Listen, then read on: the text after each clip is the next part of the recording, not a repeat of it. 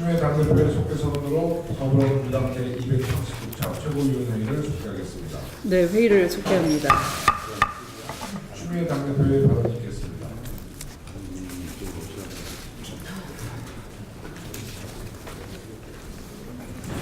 기무사의 국기문란 행위를 수사 중인 군 특별수사단이 연일 조사에 박차를 가하고 있습니다. 군 통수권자인 대통령의 특별 지시로 꾸려진 독립수사단은 명예와 자부심을 가지고 철저한 수사로서 사건의 진실을 밝혀야 할 것입니다. 수사단은 문건 작성과 관련해 조현천 당시 기무사령관뿐만 아니라 한민구 전 국방장관, 김관진 전 청와대 국가안보실장, 그리고 당시의 대통령 권한 대행이었던 황교안 전 국무총리는 물론 박근혜 전 대통령까지도 성역 없이 조사해야 할 일입니다.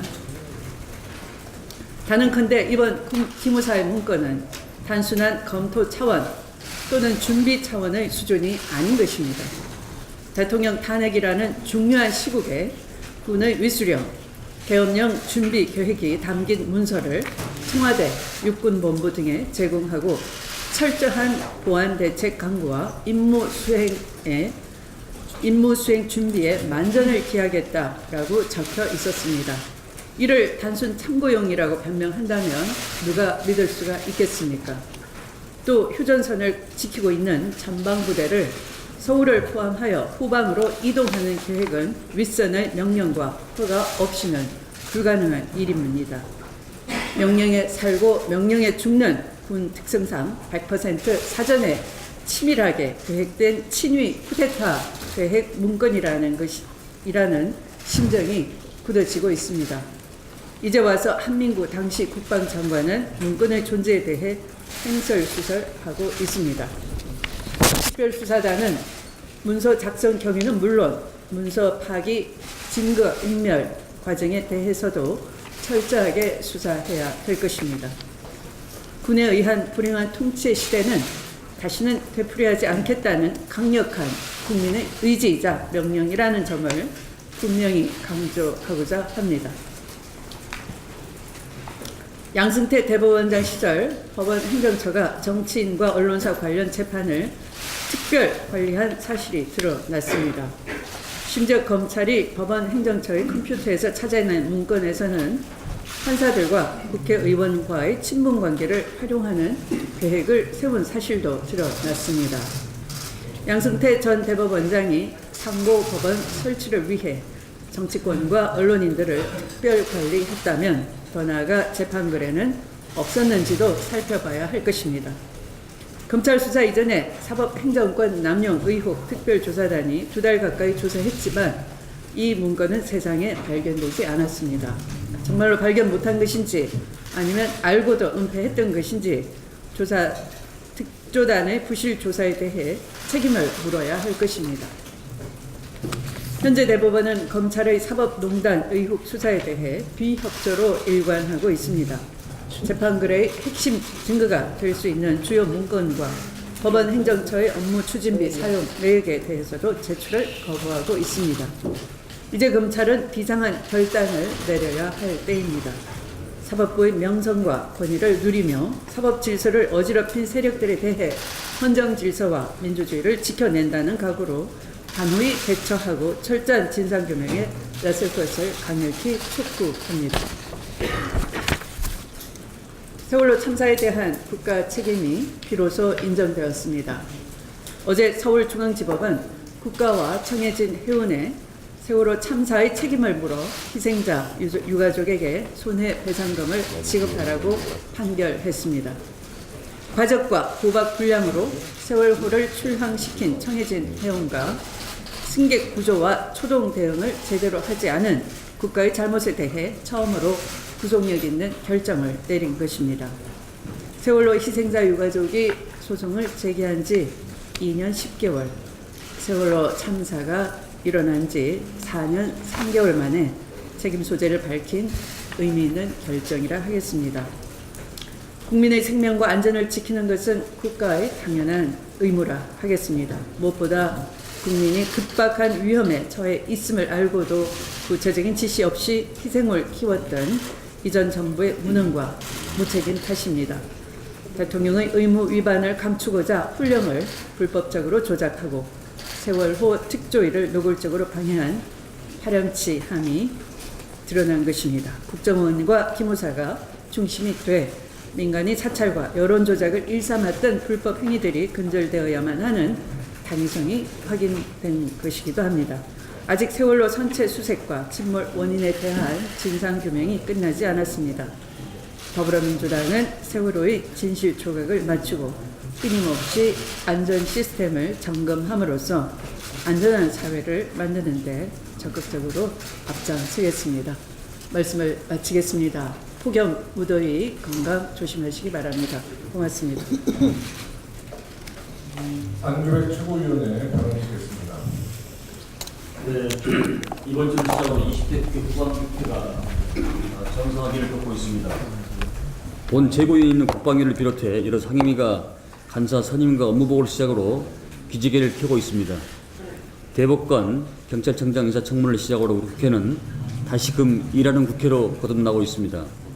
여야는 입을 모아 늦은 만큼 속도감 있게 열심히 일하는 국회, 국민으로부터 신뢰와 믿음 받는 국회를 만들겠다고 약속하고 있습니다. 더불어민주당은 지엄한 국민의 명령을 염두에 두고 국민 앞에 자랑스러운 국회, 국회를 선도하는 국회를 만들어 나가겠습니다. 18일 열린 경제장관 회의에 따르면 우리 사회의 경제 양극화 추세가 지속되는 가운데 저소득층의 상황이 악화되고 있습니다. 하지만 급속한 고령화, 산업의 자동화라는 구조적 요인은 경제 문제의 단기적 해결을 어렵게 하고 있습니다. 두터운 사회 안전망을 마련할 필요성이 제기되는 지점입니다. 정부는 재정 지출 상승률을 높이고 고용보험 가입 대상을 확대하며 근로장려금을 확대하는 등 적시성 있는 대책을 내놓고 있습니다. 우리나라의 재정을 통한 소득 분배 개선 효과는 OECD 27개국 가운데 27위에 불과해 적극적인 재정 확대가 요구됩니다.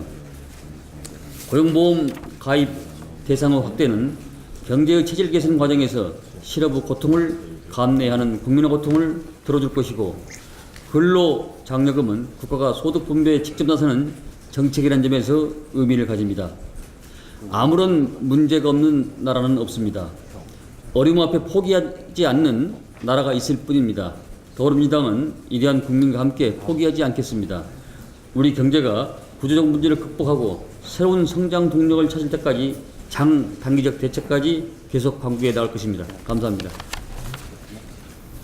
양현자 최고위원회 발언이겠습니다.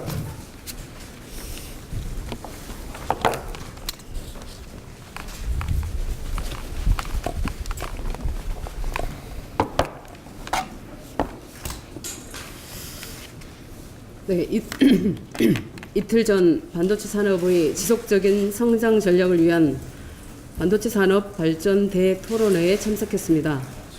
중국 제조 굵기 중 핵심은 단연 반도체이고 2025년까지 200조 원을 쏟아부어 현재 13.5% 수준인 반도체 작업률을 70%까지 끌어올리겠다는 이른바 중국 제조 2025를 천명한 상황에서 열린 뜻깊은 행사였다고 생각합니다. 이 자리에서 백운규 산업부 장관은 중국이 200조 투자할 동안에 우리 정부가 지원에 소홀했던 점을 인정하고 반성한다고 했습니다. 앞으로 10년, 20년 국내 반도체 산업이 경쟁 국가들과 초격차를 만들어낼 수 있도록 전력을 다해 지원하겠다고 약속했습니다. 뒤늦게나마 다행입니다. 실제로 전 정권에서도 반도체 산업 R&D 예산은 계속 줄었습니다. 그 결과 반도체 산업을 이끌 인재 양성 또한 지속적으로 위축되었습니다.